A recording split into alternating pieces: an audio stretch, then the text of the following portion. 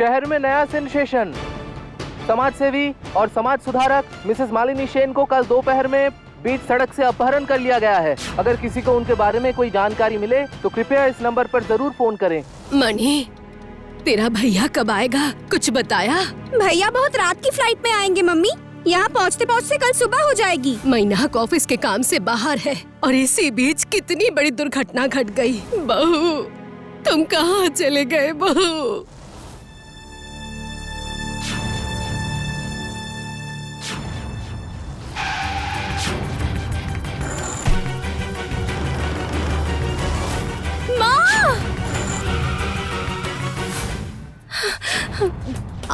आप कौन है? मुझे यहाँ क्यों लेकर आए हैं? क्यों, आप डर गई मैडम? नहीं, मैं अन्याय के खिलाफ लड़ती हूँ। इतनी आसानी से आप मुझे नहीं डरा सकते। शाबाश, आपके इस साहस पर भरोसा करके ही तो मैं आपको यहाँ लाया हूँ। उस भगवान रूपी शैतान को हराने के लिए आपकी जरूरत पड़ेगी। आप किसकी बात कर रहे हैं? वो बरमुंडी गांव का निधि सेठ, गांव के लोगों के लिए इंसान रूपी भगवान। मृणाल, तुम्हारा बेटा अब कैसा है?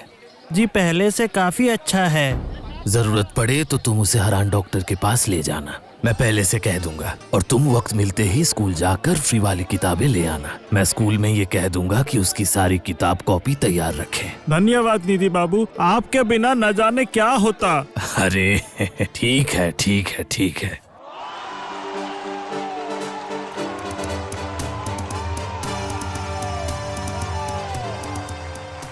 आज कई सालों की मेहनत के बाद मैं इस चैरिटेबल हॉस्पिटल को खड़ा कर पाया हूँ। इसीलिए मैं सबसे बस एक ही बात कहूँगा, अपनी सेहत का ध्यान रखिए। लेकिन अगर फिर भी कोई बीमार पड़ जाए तो उसे जरूर मेरे इस हॉस्पिटल में ले आइएगा। आप जो कह रहे हैं वो सुनकर तो निधि सेठ एक भला इंसान लगते हैं, वरना हाथ में बंदूक लेकर आप खुद ही एक डकैत लग रहे हैं। क्योंकि मैं सच में डकैत हूँ, लेकिन मैं चोरी करता हूँ गरीब इंसानों के भले के लिए, बेहतर जिंदगी के लिए। तो फिर आपके साथ कोई विवाद होना ही नहीं चाहिए। आप दोनों एक साथ मिलकर लड़ाई कर सकते थे। एक समय तक वही काम करते थे मैडम, लेकिन जिस दिन मेरा छोटा भाई उस कीटनाशक कंपनी में काम करते करते मर गया, उसी दिन से मैंने उस इंसान को इज्जत देना बंद कर दिया है। ये तो बहुत ही दुख की बात है, लेकिन मौत तो किसी भी वजह से आ सकती है। उसमें उस इंसान को दोष देने का कारण तो ठीक से समझ नहीं आया। पता है मैडम, मैं भी गुस्सा नहीं होता अगर मुझे पता नहीं होता कि मेरे भाई के जैसे गांव के और छोटे छोटे लड़के उसी फैक्ट्री में काम करते करते मर गए हैं। सच बताऊं तो उस दिन मुझे लगा कि उस निधि सेठ का दिमाग में गोली से उड़ा दूं। उसके बाद और क्या, खुद को रोका मैंने। कोई भी सबूत मेरे पास नहीं है और इसीलिए मुझे किडनैप करके लेकर आए, उसके खिलाफ सबूत ढूंढने के लिए। सही कह रही है मैडम, उस समाज की आंखों में मैं डकैत हूँ। अगर अच्छे से बोलकर मैं समझा ना पाऊं तो मेरी बात कोई नहीं मानेगा, इसीलिए मुझे आपकी जरूरत है। ठीक है, मैं आपका काम करूंगी, लेकिन मेरा एक शर्त है। बोलिए, आपको क्या चाहिए? मैं सब कुछ देने की कोशिश करूंगा। अगर निधि सेठ के खिलाफ मैं सबूत इकट्ठा कर पाई तो फिर उन्हें सजा देने का इंतजाम भी मैं खुद करूंगी। रघु ने कहा कि आप किसी जरूरी बात के लिए मुझसे मिलना चाहते हैं। बताइए क्या बात है? अब असल में मैं एक जर्नलिस्ट हूँ और मुझे यहाँ भेजा गया है आपके ऊपर एक डॉक्यूमेंट्री बनाने के लिए। मेरे ऊपर डॉक्यूमेंट्री? आखिर क्यों? ये क्या कह रहे हैं मिस्टर सेठ? आप एक रेस्पेक्टेबल पर्सन हैं। इस बारमुंडी गांव की पूरी इकोनॉमी आपके कीटनाशक कारखाने पर टिकी हुई है। कितने लोगों को आपने काम दिया है, लेकिन आप में थोड़ा सा भी घमंड नहीं है। सुना है बस कुछ दिन पहले ही आपने एक चैरिटेबल हॉस्पिटल खोला है। अरे बाप रे, आप तो मेरे बारे में काफी कुछ जानते हैं। हाँ, मैं अपना रिसर्च करके आई हूँ और अगर ये डॉक्यूमेंट्री बन जाए तो विदेशी फंड भी यहाँ आ सकता है। विदेशी फंड? हाँ, लेकिन इसके लिए तो आपको मेरे साथ कोऑपरेट करना होगा। मैं राजी हूँ। ये मेरा छोटा सा स्कूल है। मैं चाहता हूँ कि गांव के सब बच्चों को बेसिक शिक्षा मिल सके और इसीलिए ये स्कूल बनाया है। वाह, आप तो सच में महान हैं। तो अब आपके अस्पताल नहीं दिखाएंगे मुझे? हाँ बोल। ठीक है, मैं आ रहा हूँ। मैडम, मुझे एक जरूरी काम आ गया है, बाकी सब रघु आपको घुमा कर दिखा देगा। हाँ हाँ, कोई दिक्कत नहीं है।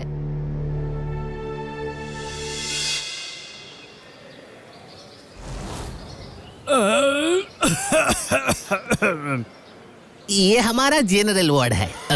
उधर चलिए। नहीं रघु, मुझे एक बार अंदर जाना है।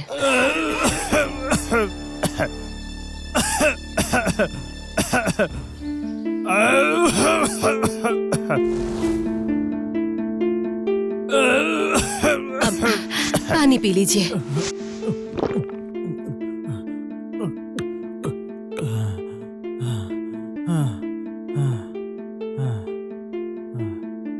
अब आप ठीक है ना? हाँ क्या हुआ है आपको? हाँ, अस्थमा।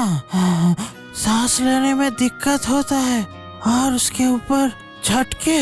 तो डॉक्टर का क्या कहना है? क्यों हो रहा है ये सब? डॉक्टर तो बीमारी ही पकड़ नहीं पा रहे हैं, नहीं तो हम सब इस अस्पताल में एक ही बीमारी में थोड़ी भर्ती होते।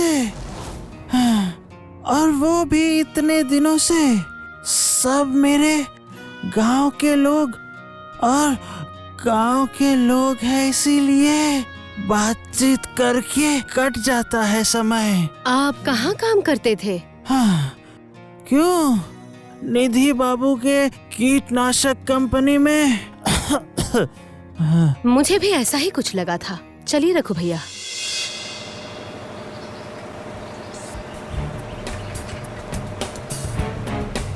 यही है प्रोडक्शन रूम।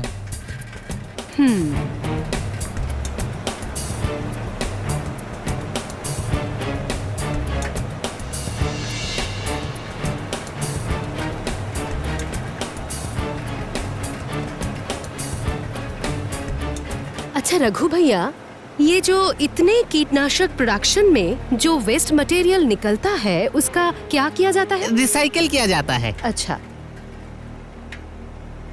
रघु भैया, इस फैक्ट्री के पीछे की तरफ क्या है? फैक्ट्री तो आबादी के बीच नहीं होती ना, इसलिए इसके आसपास ज्यादा कुछ नहीं है। बस फैक्ट्री के पीछे बारमुंडी नदी है। नदी? इसी नदी का पानी क्या गांव के लोग इस्तेमाल करते हैं? हाँ, जरूर करता है। पानी बहुत अच्छा है। मुझे थोड़ा वो नदी देखना है। आप लौट जाइए। लेकिन चिंता मत कीजिए, मैं अकेले जा सकती हूँ। जाइए।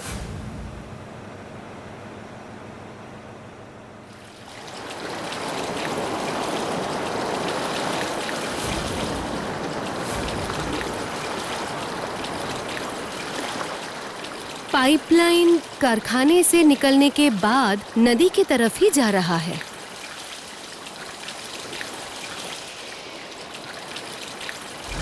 इसका मतलब रिसाइकल नहीं होता। फैक्ट्री का सारा वेस्ट इसी नदी में गिरता है। लेकिन इस वेस्ट मटेरियल में क्या है, ये पहले मुझे जानना होगा। अब इसे टेस्ट करवाना होगा।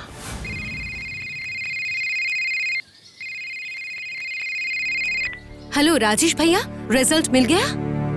ओह, आपने भेज दिया है? Thank you thank you. हाँ हाँ, जरूरत पड़ने पर बुलाऊंगी। Thank you.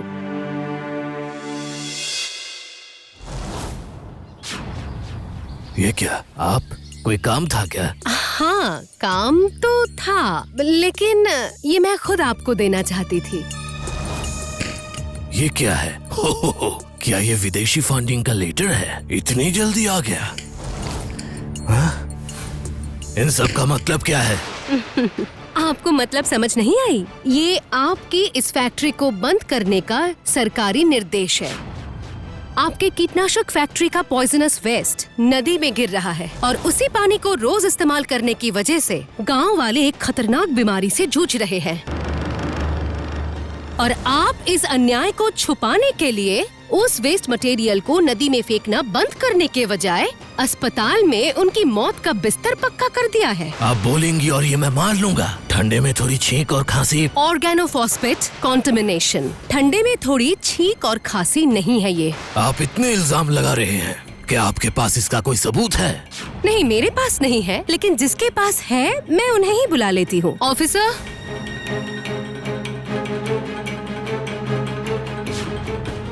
हमारे पास लैब रिपोर्ट्स है, रिटन कंप्लेन और हॉस्पिटल की रिपोर्ट्स भी हैं। इसी वजह से हमें आपकी ये फैक्ट्री सील करनी पड़ेगी।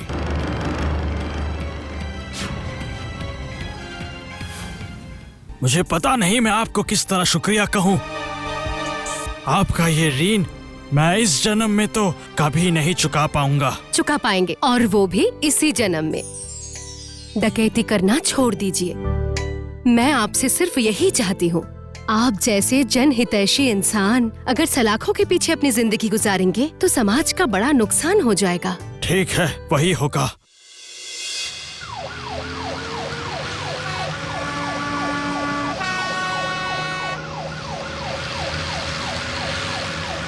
ऑफिसर, एक लॉरी हमारे पीछे बहुत तेजी से आ रहा है। मुझे कुछ ठीक नहीं लग रहा है ऑफिसर। चलाओ और तेज चलाओ और तेज चलाओ।